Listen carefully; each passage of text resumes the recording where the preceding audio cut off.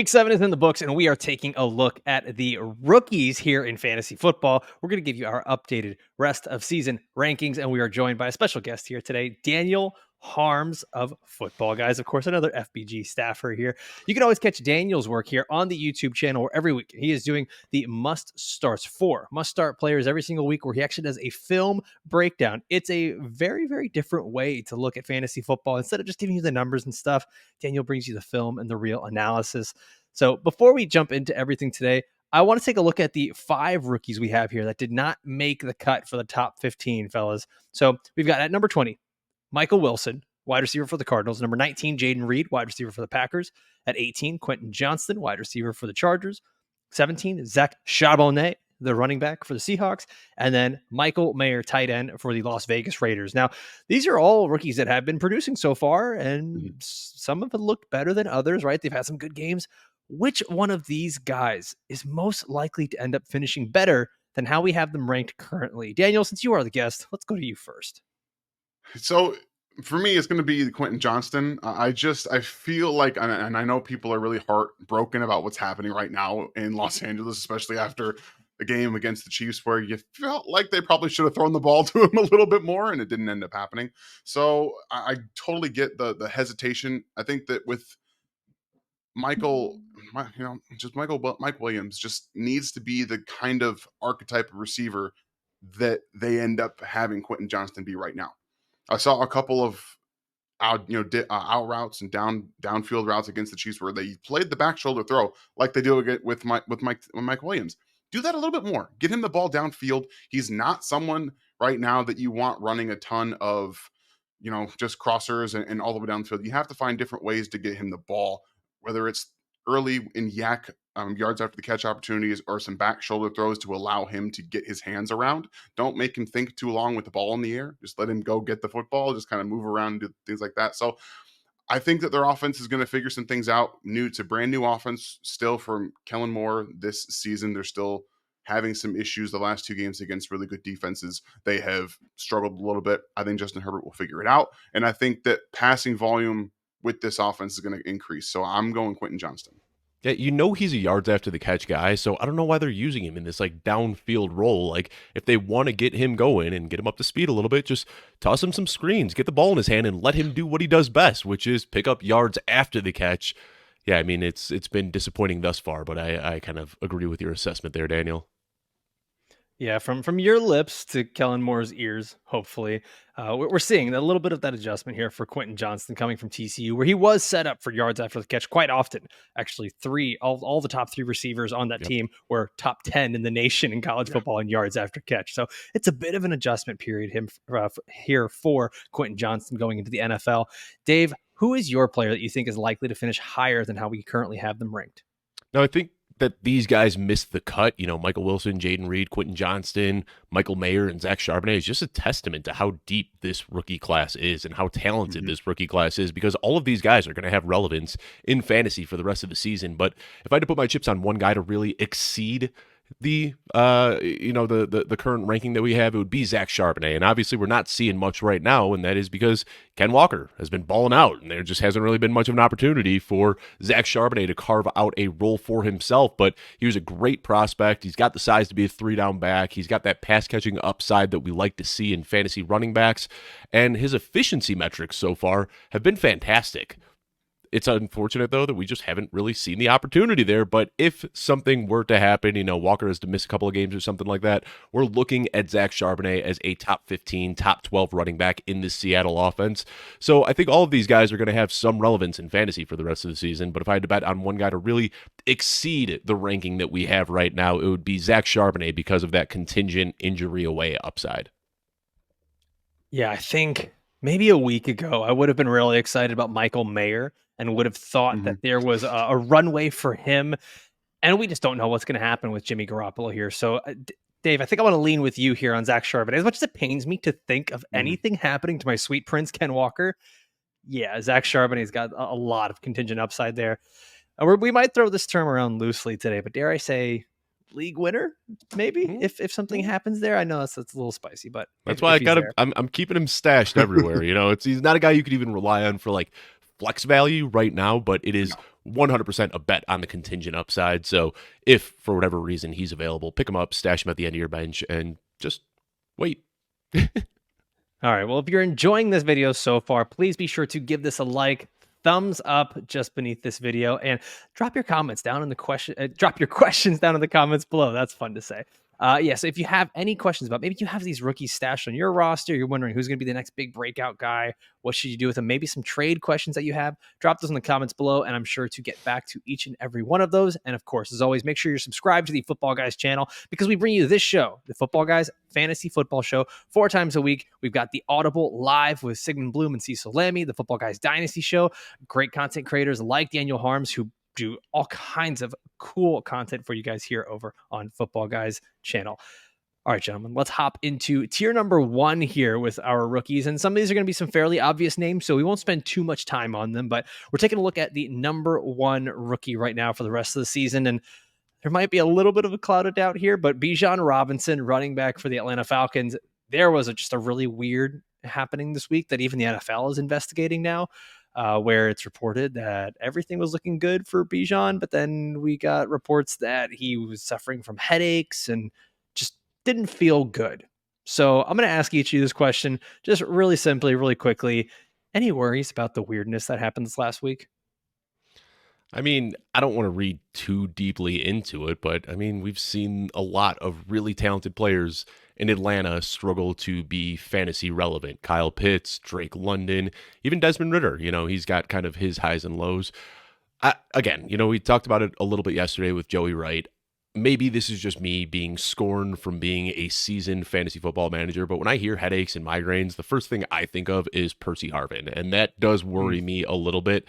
If we're talking pure talent, I think Bijan Robinson deserves to be the number 1 rookie for the rest of the season, but it's not pure talent. We got to look at usage, and we got to look at the volume, and Tyler Algier is still there, and now Cordero Patterson is healthy, and he's back in the mix as well. So I think Bijan Robinson is the most talented rookie of this class, but for fantasy purposes, I was the only one that didn't have him as my number 1 rookie.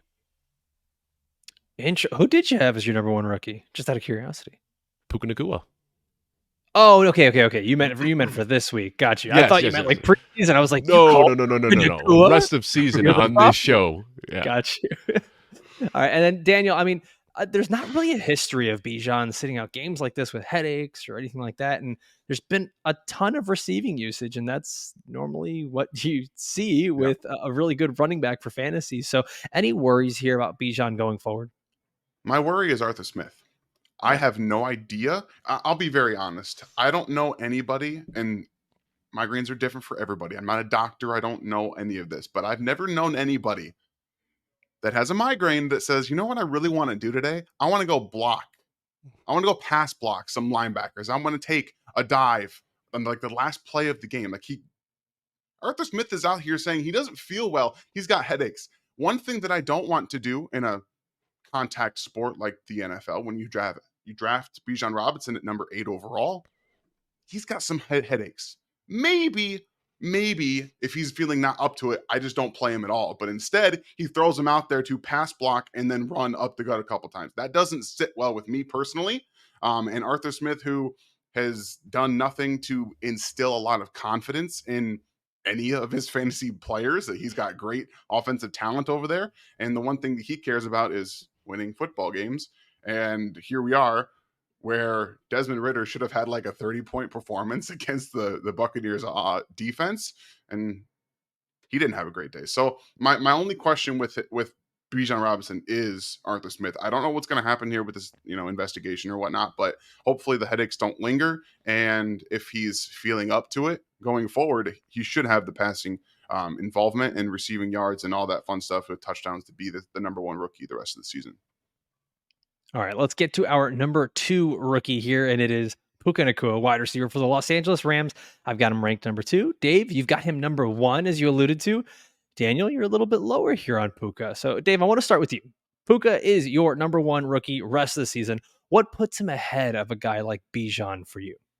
I mean, he's having a historic start to his rookie season. I'm sure you've seen the numbers going around, but only Ja'Marr Chase has more receiving yards through his first 7 games. You start looking at the target share. He is second in the league in target share, funny enough, behind only Cooper Kupp, who is leading the league in target share. So 2 target hogs on this team. They are both eating. I think draft capital is the reason that some people are wary to move Puka Nacua up their ranks. But if we're looking at production, the ability to draw targets, the ability to do things after the catch, the ability to catch passes, the yards, all of these fun things, there's no reason that Puka Nacua shouldn't be in the same tier for the rest of the season, or even if we're talking dynasty ranks as Ja'Marr Chase and Justin Jefferson. We want to invest in young talent. That's exactly what Puka Nacua is. He's checking every single box except the draft capital box. And at what point do we just say, you know what, draft capital doesn't matter, this guy can absolutely ball? I think Puka Nacua absolutely deserves to be the number 1 rookie for the rest of the season. And Alfredo, I stole a page out of your book. I went to Twitter this morning and I ran a poll saying,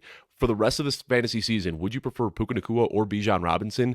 And 2 out of 3 voters selected Puka Nacua ahead of Bijan Robinson. Well, we know Twitter's never wrong, as we like to go back to. Okay, so Daniel, you've got Puka ranked a little bit differently. You don't have him as a top 3 rookie rest of season. Mhm. It's granted, it's not a big change, but when Dave's got him at 1 and you've got him at 4, I have to ask, what's the difference here? Why is he not a top 3 rookie for you rest of season? You can make the argument for any of my 4 guys that are going to be in my, my tier 1 to be the number 1, honestly, except for maybe Sam LaPorta. I think that we'll get to eventually. But Puka Nacua, and Dave talked about it, is on a historic pace. Historic paces tend to fall off, specifically because not just because of draft capital. Puka Nacua, when we look at the wide receivers in the top 10 of fantasy points this season, outside of maybe Adam Thielen, he's the least talented. I'll be very honest with you. He's not a guy who is going to consistently deem the target share going forward. That doesn't mean that the offense is going to focus on those 2 receivers. That's not what that means at all. I think that defenses will start to take into account that, well, maybe we actually have to take a little bit more consideration into guarding Puka Nacua, because he's still getting right inside of some of the defensive zones where he's kind of not being paid enough attention to, in my honest opinion.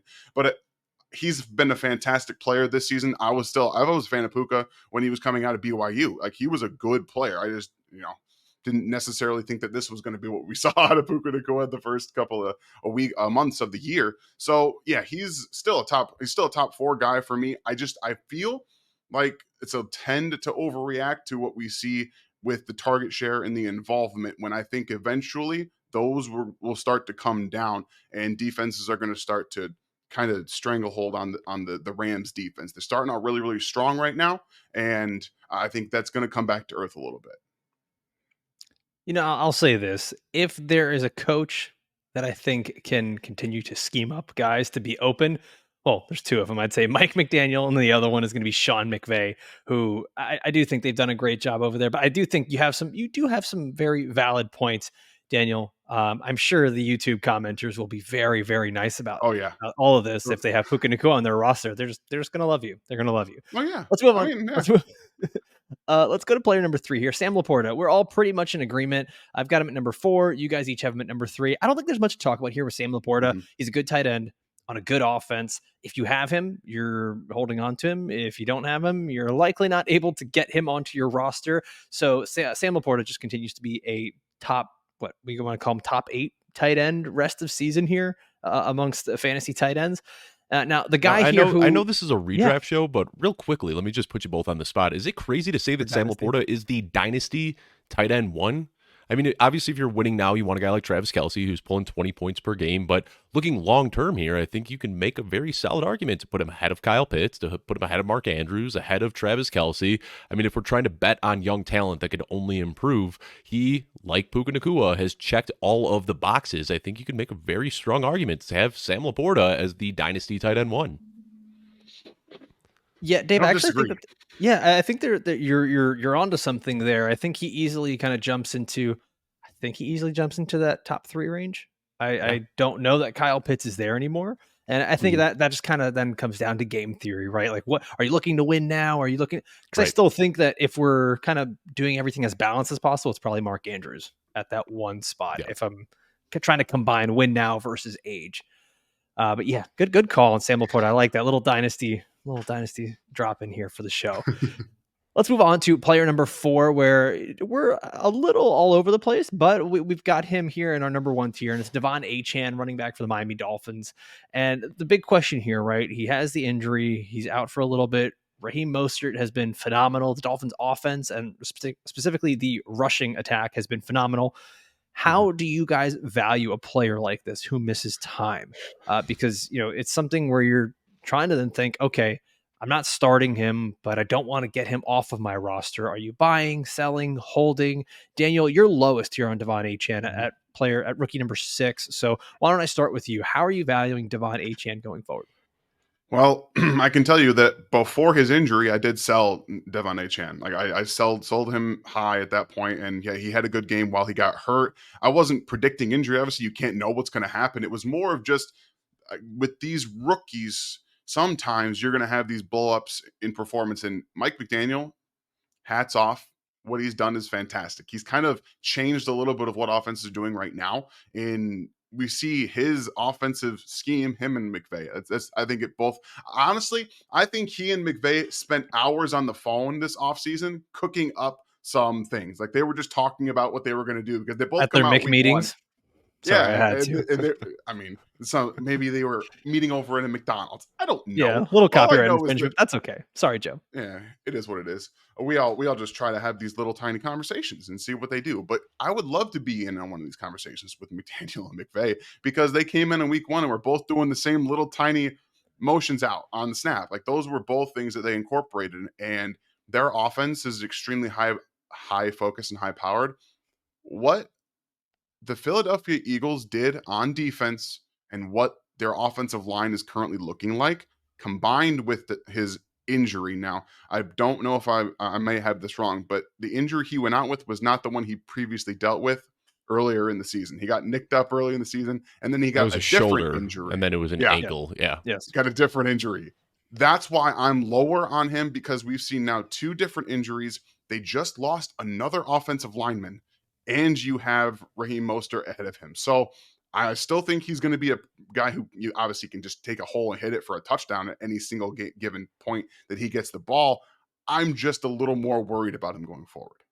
Yeah, shout out Chris Harris. He likes to talk about tiny bones, and Achane has some tiny bones. He's a little guy out there, and we saw the injury in the preseason. Like he got picked up and WWE slammed shoulder first into the ground, and that's how he got hurt. So that is the concern, of course, but also when you start looking at the metrics, which, for him to retain his efficiency pace would be unheard of. He is the most efficient running back pretty much in NFL history at this point in his career. We expect those numbers to come back down to earth, but also, this is one of the best offenses we've seen in decades coming out of Miami right now, and it seems like Achane is tailor-made for this wide zone scheme where he can get out in space, he can hit the hole, and he can take any touch for a touchdown. So that's why I'm a little bit higher on him. Obviously, if you are losing right now, you're sitting at a 2-5 record, you're probably not going out and trading for Achane, but if you're sitting pretty right now with 5, 6, 7 wins, I think he is the perfect type of guy that you go out and target, because when he does come back, obviously there's fear that he can get injured again, but you got that with any player. But if he does stay healthy, he is going to provide elite RB1 upside every single week. Yeah, and that's the context, Dave, right? It's if you are a contender, you should probably be looking to go and add guys like this that are on IR for the moment that can bring you value later. All right, let's move down to tier 2, where we continue with some of these rookies. And let's start with the man of the hour right now. We're recording this on a Tuesday morning, just after Monday Night Football, where Jordan Addison absolutely blew up. It's the coming out party for Jordan Addison, who hasn't been bad this year, but this was the big blow up game. 7 receptions, 124 yards, 2 touchdowns. And honestly, probably a few more touchdowns left out there on the field if Kirk Cousins was looking his way on some of those routes. He's currently the wide receiver 13 in PPR. So, gentlemen, Dave, I'll start with you first. How do we value Jordan Addison going forward? I know that we've got him as a top 5 rookie, but in terms of just the overall wide receiver landscape, how are we going to value him going forward? Because eventually we do have Justin Jefferson coming back. And if there's going to be a guy that's going to take some targets away from him, it's probably the best one in the game. Yeah, and I feel like we can't overreact to things like that too much, because a lot of people did that with Puka Nacua. I was one of the people when Cooper Kupp came back. I said, maybe you should try to sell high on Puka Nacua right now, and I got egg on my face for that because Puka Nacua is still retaining his target share. Like I said, number 1 and 2 in target share in the league right now, and Jordan Addison has already carved out a role for himself. I don't expect that to just disappear when Justin Jefferson comes back. Both of these guys are playing like alphas. We obviously know Justin Jefferson has been doing it for the last 4 years, and Addison is showing that he can do it right now. Rewind a few years ago, Adam Thielen was putting up low-end wide receiver 1 numbers, while Justin Jefferson was putting up overall wide receiver 1 numbers. So it can be done in this offense. Kirk Cousins throws the ball a lot. This is a pass-first offense where they are typically airing it out. So I'm not too concerned at all. I actually moved Jordan Addison up. I had him 7th in my rankings after last night's game. I moved him up to 5th in my rankings. But as far as rest of the season value, he's the wide receiver 13 right now in fantasy. He's going to continue providing high-end wide receiver 2, low-end wide receiver 1 output for the rest of the season. If anybody is panicking about the imminent return of Justin Jefferson, I'm absolutely trying to buy Jordan Addison where I can, but I think that he has solidified his role as a top 15, top 20 wide receiver for the rest of the season. Daniel, do you agree with Dave here? Solidified as a top 20 wide receiver rest of the season? I love this. This is exactly what I was hoping to see early. And for whatever reason, Kevin O'Connell did not get over himself and kept playing KJ Osborne, and they kept targeting KJ Osborne when Jordan Addison. I mean, a few weeks ago on my must start video, I showed you guys like this dude's open all the time. Like he's open all the time, and they just never targeted him. And now they didn't really have much of a choice. They had to figure something out with Justin Jefferson gone. And when you have situations like that, who's going to step up? A rookie, Jordan Addison, stepped up in the big moments against some of the more physical press man cover corners, not even man, but like press cover 3 corners in the NFL, with which San Francisco runs every single year. And Charvarius Ward, who was paid quite a bit of money to come over there and be a press vertical corner for them, he kind of made him look like a fool multiple times just with his short area quickness and able to accelerate down the field. Multiple forced penalties. We're talking he probably should have had 3 or 4 touchdowns in that game like you were talking about earlier, Alfredo. Like this is just, he's a great addition to this offense regardless of who's throwing the football. Like I don't necessarily think that Kirk Cousins is going to be the quarterback going forward, and a little more dynasty action, but this year Kirk Cousins is the guy, and we know that they just want to chuck the ball all over the yard. And if anything, Justin Jefferson's going to help him out. He's going to get more shaded safeties away from him because Jefferson is that important. So you can finally start to see a little bit of what they're going to end up doing with this breakout performance from Jordan Addison. So absolutely going forward, I even say top 15 going forward, not even 20. I think he's going to be involved every single week, and long touchdowns. We see it every single week with Devon Achane. Like those long touchdowns that he gets, they're hugely impactful. And I think Addison could put one up nearly every week. And let's not forget that Justin Jefferson, through the first 6 weeks of his rookie season, was averaging 5 targets per game, and everyone was kind of panicking, saying, oh no, maybe Justin Jefferson isn't going to be that good. And then 9.1 targets per game was the wide receiver 1 from week 7 onward. Now, I'm not saying that we're going to see that exact trajectory for Jordan Addison, but it's not uncommon for rookies to start a little bit slow and then ramp up and solidify themselves as absolute studs in fantasy. And I think that we're seeing that right now with Jordan Addison. And I'll cap this off on Jordan Addison with, I think that a moment like this is what develops trust between a wide receiver and a quarterback, and that trust cannot be overstated going forward. Because even once a Justin Jefferson returns, there is then trust that Kirk Cousins is not going to try to force everything to Justin Jefferson like he has in the past. Now, I think we are forgetting about TJ Hawkinson. It's not just him either. Yeah. And so like there is going to be, there's only one football, right? But I will say this: you go back and Daniel, you know this as much as anyone else does. You go back and you look at all the scouting reports for Jordan Addison coming out of USC, and everything was the guy gets open. He's a great route runner. He's a little bit of a long strider, but he had a lot of those like Calvin Ridley and Devontae Smith comps. So he's not going to beat you with physicality, and he's not a burner, but man, he's always open. And we saw a little bit of that last night on Monday Night Football. And listen, there's only one football, but Kirk Cousins is on pace to throw that one football 680 times this year. So there's a lot of volume to go around. Yep, that certainly helps. All right, let's move on to our number 6 player here, and this is where things get interesting. Number 6, CJ Stroud.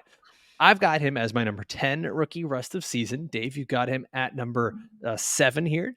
And then Daniel, you've got him as your number one rookie rest of season for fantasy football. And this is not picking on you, but I know that I typically find it hard to value quarterbacks in that vein when we come to fantasy football. Right now, he's QB 13 in points per game. He's been extremely impressive so far, and I think he has made the Texans so much better than anyone imagined.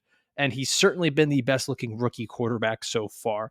So what is it about CJ Stroud that makes him the number one rookie for you rest of season? Well, so upon reflection and talking through this, I probably should have him closer to 4. Like it's more reactionary on my part. I think that he's the most talented.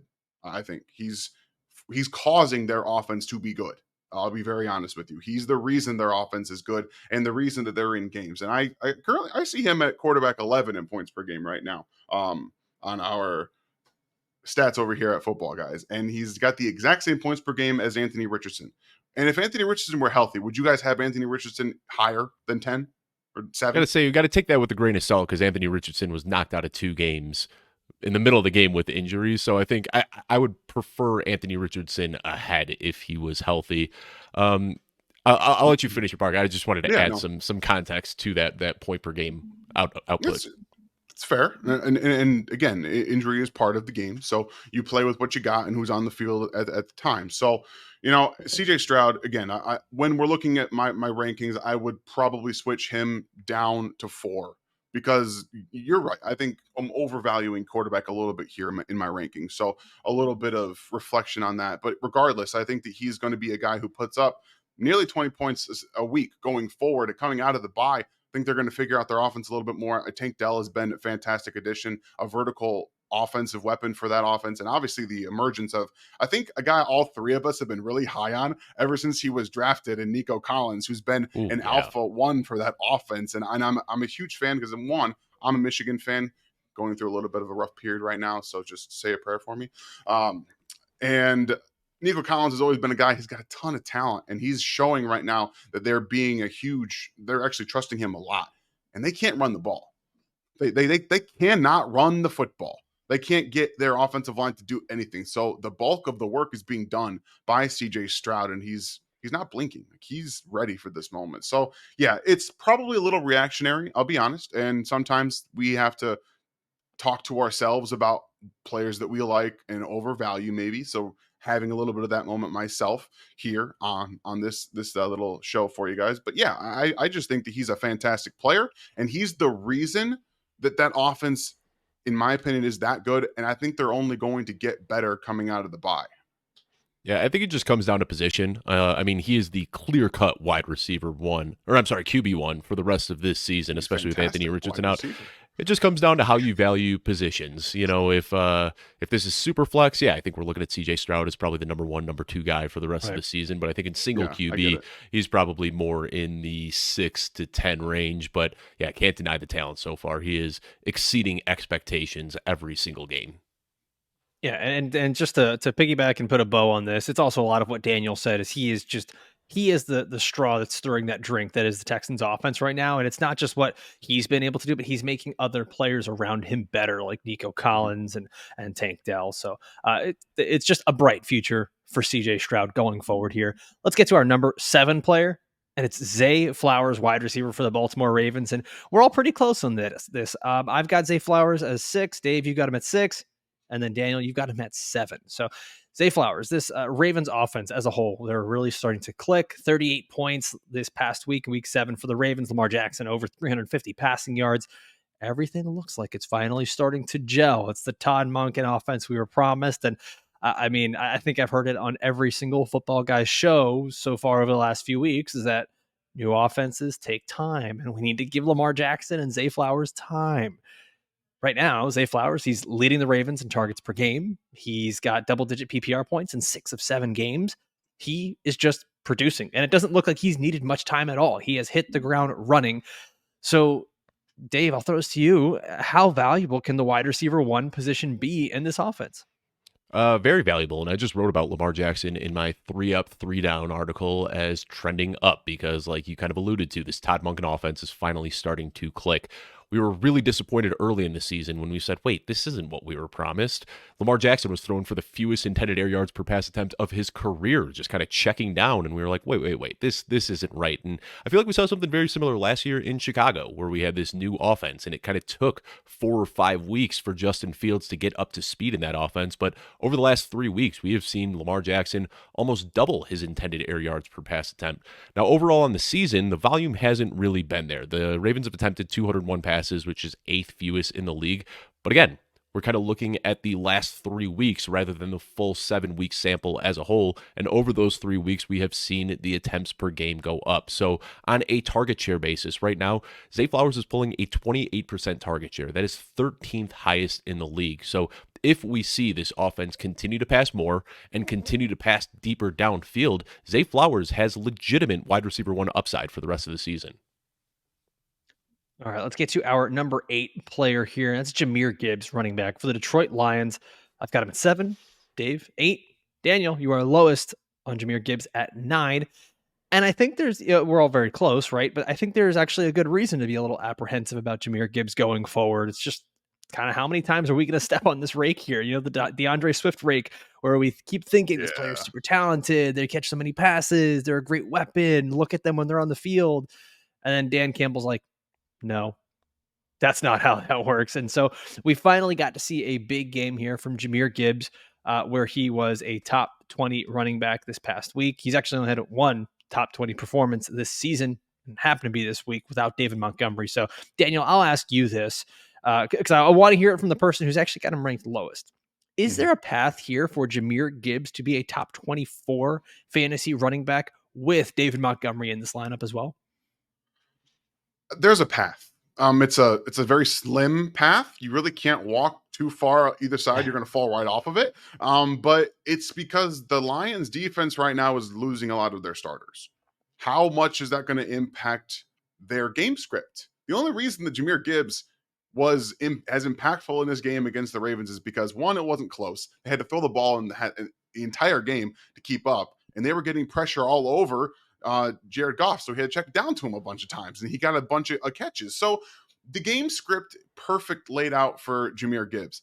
I'm just a little hesitant that game script is going to be consistent throughout the rest of their time because, one, Ben Johnson is a fantastic offensive coordinator, and I think their defense is going to get better. And this game is one of those things that you can really take in as a defensive coordinator and kind of say, all right, we got our asses handed to us right here in this moment, and we have to be better going forward. And Aaron Glenn's one of those guys that I think has done a good job of adjusting to that this season specifically. And we know that when David Johnson, I'm back over in the Cardinals in 2016 and 15. David Montgomery, when he comes back, is going to be the workhorse. He's talked specifically about they brought him in because he can be a workhorse. They want him to be a workhorse, and Gibbs right now to be a compliment. It was nice to see that he was able to be used this much against the Ravens. I don't think it's the situation going forward. Yeah, I think it's really the contingent upside we're looking at here if David Montgomery does have to miss time, because we've seen Jahmyr Gibbs play in 2 games now without David Montgomery, and we've kind of seen the best of both worlds. They were trailing against Baltimore, and he got 10 targets and had a huge fantasy outing. And then when they played against Atlanta, they were winning for the majority of the game, and he got 17 carries. So I think, yeah, David Montgomery is going to be the guy here. They're going to lean on him heavily when he's healthy, but they've also showed that when David Montgomery can't play, they are willing to lean on Jahmyr Gibbs in the same type of role. But yeah, unfortunately, as we've seen and as we've heard from Dan Campbell, as long as David Montgomery is healthy, he is going to be the guy. And at that point, we're looking for a big touchdown score for Jahmyr Gibbs to really save his fantasy outing.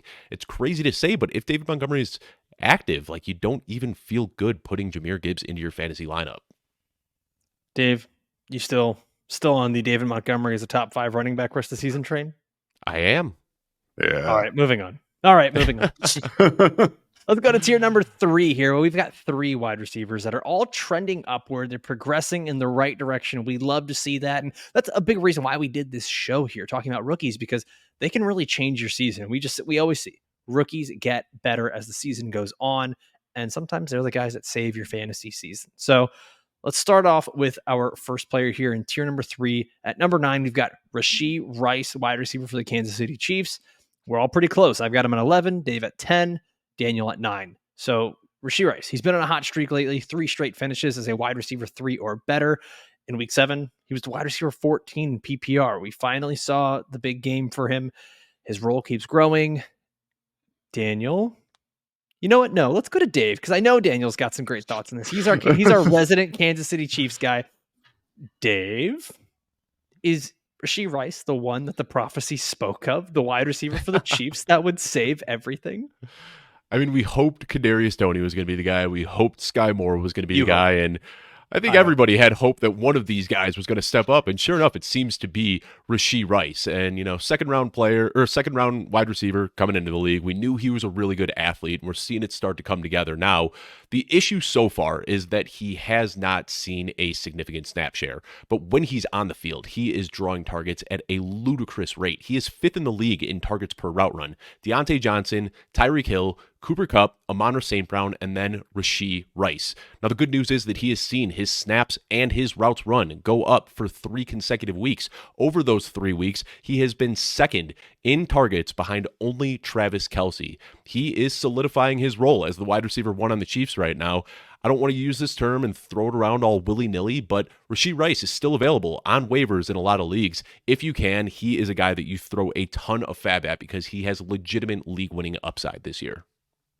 Well, I'm sure if you're going to get Willie, Daniel over here is going to get Nilly. And you guys get crazy together here and just hop aboard the Rashee Rice train. It's really nice to see the stats match up with the eye test. This isn't just a guy who's, being a product of everything they're doing. They're scheming up plays specifically for him. They're throwing him wide receiver screens. They are Patrick Mahomes is using his eyes to look off safeties to the right, to come back to the middle, to throw to Rashee Rice on purpose. This is scheme stuff to get him the football because they've shown his explosive ability. And now we have a couple weeks almost in a row where he's scoring touchdowns. Like, this is an end zone target now for Patrick Mahomes. He did it this past week against the Chargers, where he just kind of floated up to him in the end zone and he's just wide open. Like, they're getting him the ball in a bunch of different ways. And I called this last week on the RGR channel, which I, break down the Chiefs film. Like, he's the wide receiver 1. Like, this was the coming out party as the wide receiver 1 this past week against the Chargers. We saw it the week before against the Broncos, but this is really, now he's the guy. And he's broken the mold of the Andy Reid rookie wide receiver. And Andy Reid 2 years in a row, actually had made most people look like fools. This year he got me. Because last year I was like, you guys got to wait on Sky Moore. Everyone was all about draft Sky Moore. I said, you got to wait. And that ended up working out. And I was like, hey, you got to wait on Rashee Rice. Absolutely not. Everyone should have been drafting Rashee Rice and kind of stashing him and waiting. And now he's coming into his own and he's been the guy. So yeah. The rest of the season, he's someone that you should absolutely spend fab on and have. I mean, he's a easy flex play in most of your leagues, if not a wide receiver too. I mean, I've been saying it all offseason, but when he gets the ball in his hand after the catch, he looks like a running back. His ability to truck through defenders, his speed, his explosiveness. There was that screen 2 weeks ago that he caught. I genuinely thought Isaiah Pacheco, with his very characteristic running style, I thought Pacheco had the ball in his hands with how aggressively Rice runs. I mean, he is just such a fun player, and now we're seeing it start to come together in a bigger role. Like Daniel said, he is the wide receiver 1 on this team. Let's go from one rookie wide receiver who's trending upward to another one who is also trending upward. And he may not be the wide receiver 1 on his team right now, but Josh Downs has been very productive for the Indianapolis Colts. I've got him as my rookie number 8. Dave, you're at 9. Daniel, you're a bit lower on him at 13. Maybe if he was in the Chiefs, he'd be a little high. I'm just playing with you. Don't worry. But I'm a big fan of Josh Downs. I really like a lot of his college game film. Daniel, I know you do too as well. But I think there's concerns that have nothing to do with Josh Downs. It's a bit more of just the Colts and Gardner Minshew. But as of right now, Josh Downs has been a top 32 wide receiver or better in 4 of his last 5 games. He was a top 5 PPR wide receiver in week 7.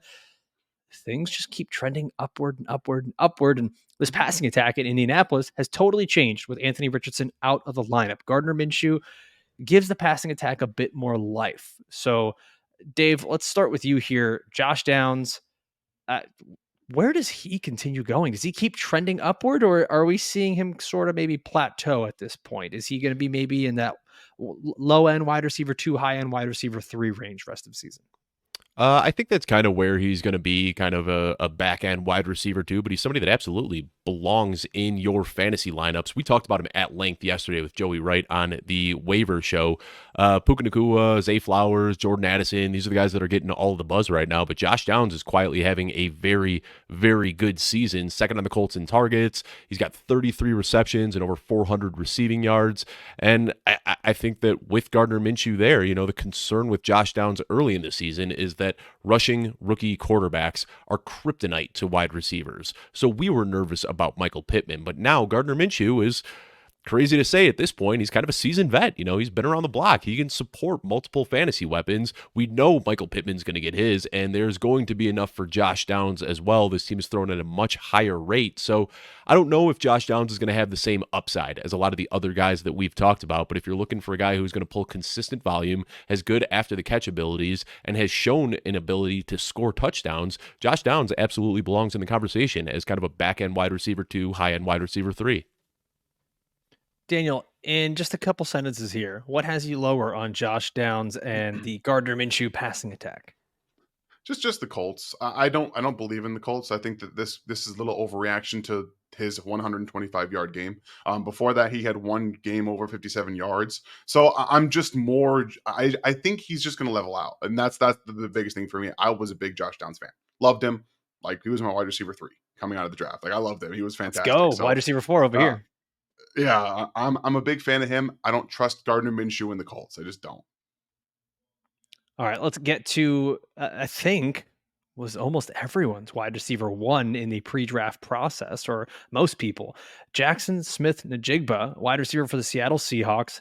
I have him currently at 9, Dave at 11, Daniel at 12. Now, we've been saying the arrow is pointing up for all these guys. It feels like it's taking a little bit longer for JSN, and it doesn't feel like it's not a developmental thing. It's not him having to learn or get up to speed. We just go back to that same conversation where there's one football and there's a lot of good targets on this team. And so the snaps and routes continue to increase. He's right behind DK Metcalf in terms of target share and reception share. But we continue to wonder, can this offense make 3 wide receivers fantasy relevant in 2023, Dave? I mean, they can hardly make 2 wide receivers fantasy relevant this year. Geno Smith has not looked like the same Geno Smith we've seen in not in years past, but at least last year. Past. Yeah. And, it's unfortunate, but I think this was kind of the thesis with drafting Jaxon Smith-Njigba. Like, we really liked him in Dynasty, and Matt Waldman kind of cracked the joke in the preseason. I saw him on a show with Matt Harmon where he said, yeah, he's a great investment for 2026 seasons if you're looking to contend then. And, overselling it a little bit, but that's kind of what we're looking at with JSN, is it is going to take him some time to ramp up. I don't know how much upside he has for the rest of this season, but we did see last week that if DK Metcalf is going to miss time, all of a sudden JSN's very valuable. Tyler Lockett, who has missed some games in his career, if he misses times, JSN is going to be fantasy relevant. But I think when he's playing the wide receiver 3 role, even though we know Shane Waldron likes to run 3 wide receiver sets, he's typically the third read. They're looking at DK Metcalf or Tyler Lockett first. Those guys are typically open, which means it's going to be tough to get the ball JSN's way. So kind of looking at him almost as like a handcuff type of wide receiver, which is weird to think about. But I think that in order for him to be somebody you're comfortable putting in your lineup, you're going to need an injury to Metcalf or Lockett. I'll say this, JSN was a pretty heavily targeted waiver wire ad last week for a lot of people because he had been dropped. So it's one of those players that you're going to want to go and check and see if he's still on your waiver wire, especially after this big performance last week. He's one of those guys, kind of as Davis said, is you stash him, you hold on to him, you see how the season continues to go, because as a contingency player, he could be extremely valuable. Daniel, finish us off here with your thoughts on Jaxon Smith-Njigba. I'm curious as to how people would be treating him if Geno Smith would have pulled the trigger against the Bengals. He would have scored a long touchdown in 2 weeks in a row. How people would be treating Jaxon Smith-Njigba going forward. So he's getting open. He's got targets. He's getting actually a good amount of targets, 7, 5, and 6 the past 3 weeks. He's actually developing a little bit of a chemistry. I think the offense is understanding a little bit more how to use him. It's like you said, more just touch and go, because while I think film says that Geno Smith still is Geno, he's having a little bit of hesitation this year. The offensive line seems to have taken a step back instead of going forward. which has caused some hesitation. So it's really Tyler Lockett, it's DK Metcalf, and then it's everybody else in the passing game. But I will say one thing. DK Metcalf has been demanding the football, and I think that has caused the offense to be bad. This game against Cardinals, yes, I know it's the Cardinals. They've been playing teams really, really tough. Every single week, really tough. Yep. Might be a look into what this offense is if they stop trying to force the ball to DK Metcalf.